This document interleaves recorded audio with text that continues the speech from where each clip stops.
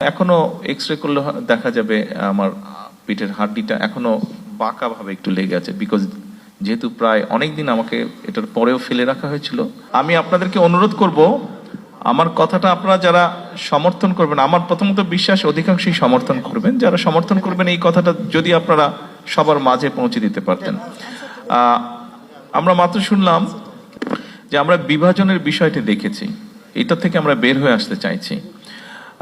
অবশ্যই আমি আমার বক্তব্য রাখার সুযোগ থাকলে সেখানে আমি উল্লেখ করতাম যে আপনারা এই ঘরে যারা বসে আছেন, আপনারা বিএনপি বিট হিসেবে যারা এখানে বসে আছেন, আপনারা সহ আপনাদের বাইরেও আরো কিছু হয়তো সাংবাদিক ভাইয়েরা আছেন যারা বিগত স্বৈরাচার সময় অনেক কষ্ট করেছেন, অনেক রিস্ক নিয়েছেন। আমাদের নেতাকর্মীরা যেরকম রিস্ক নিয়েছে, আপনাদের মধ্যে অনেকেই সেরকম রিস্ক নিয়েছেন।